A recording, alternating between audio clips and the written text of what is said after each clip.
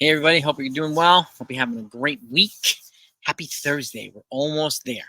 So, Adam Weinrib of Fiensko Yard put out an article. I want to know what you think about this. He's mentioning 4 players who could really spark the Yankees bench. And he's got a point. The Yankees do have a weak bench, whether it be underperforming starters or backups who just can't get the job done. And they've had this problem for a little while. So he's mentioning 4 players here, and I'm going to go over them for you. But before I do that, if you're not subscribed to this channel, please hit that button, okay? You're a Yankee fan or a non-Yankee fan. Doesn't matter who your team is. If you want everything, breaking news as it comes out, Yankees or not, I'll get it to you.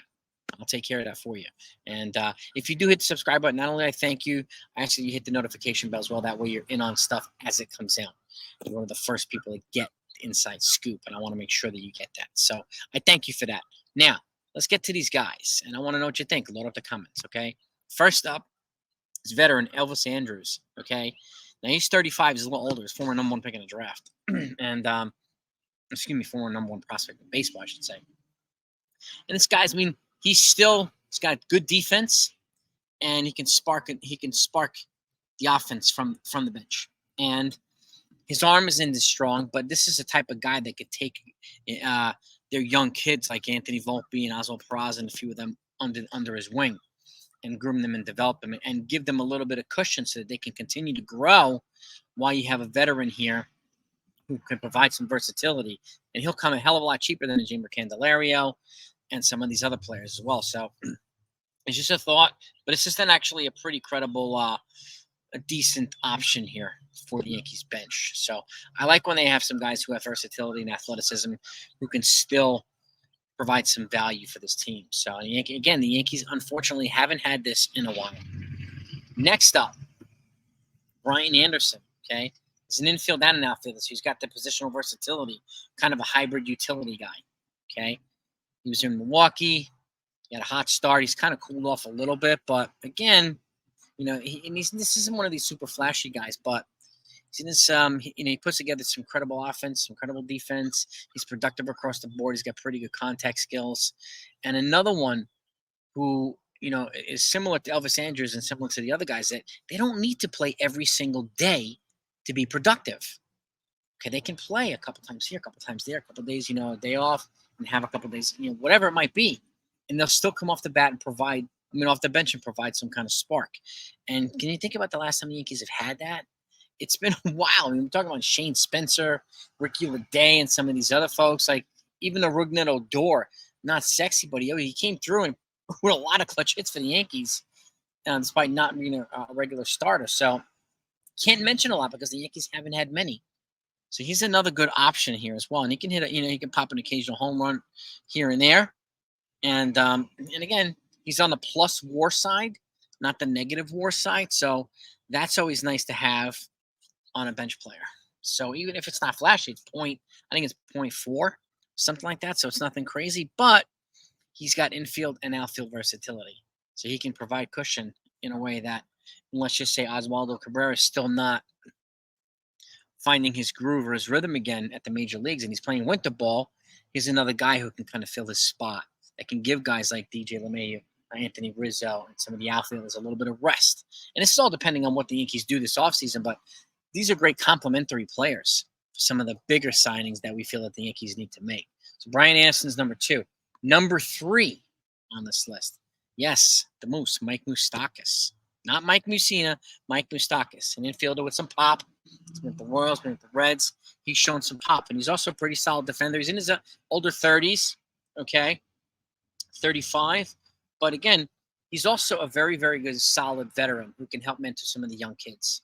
And Yankees don't really have many of those that are bench players.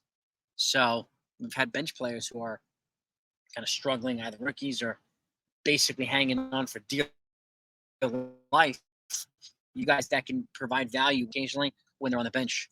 And Mike Mustakis is one of these guys who can do that. So it's a great leader, a great teammate, and I think we can use some, an upgrade in team chemistry overall. And get to the point where, look at the Phillies. They love to play baseball together, right? They see they're having a lot of fun. They have got good veterans mentoring some of the young kids. The Yankees could use a couple of these guys. And again, he's been productive, pretty good, pretty everywhere. And his offense kind of kind of resurged a little bit. I went to Colorado. So he had a 795 OPS. And, you know, he also was part of the mass acquisition of the Anaheim Angels. They acquired almost everybody at the trade deadline. He was one of these guys too. So, but again, he could be a productive veteran, and all these guys would come on the cheap. So these could be great complementary signings for the Yankees, okay, to go with the other big ones that we hope the Yankees get. And lastly, number 4, Travis Janowski. He's another outfielder, okay? He's got some, play multiple outfield positions. He's got a little bit of speed. These guys are cast off from the Mets, actually, okay? And, you know, he's a left-handed. That's another plus side here. So he hits from the lefty side.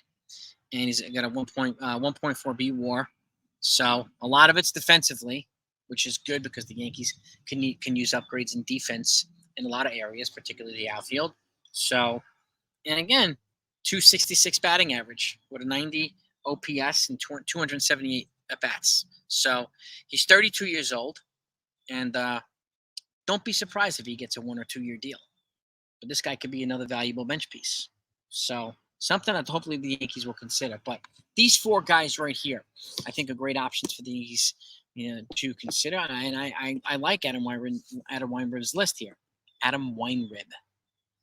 If I'm not pronouncing that right, I apologize. So, it's a pretty solid list. And I mentioned Mustakis before, and some of these guys, like me, Mustakis was a couple of years ago mentioned by, you know, Yankee fans and Yankee people as somebody to bring in as a starter. Now these guys, I think, are better fits as very, very, very valuable bench players and veterans to help groom some of the young kids who can provide good value off the bench.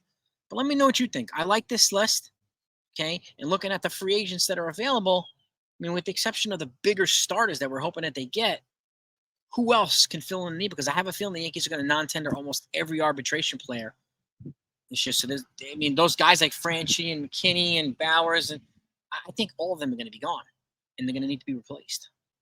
So who are they going to replace them with? That's not going to cost a haul, and it's not going to be precluding the moves from other areas, because they still need pitching, starting and reliever.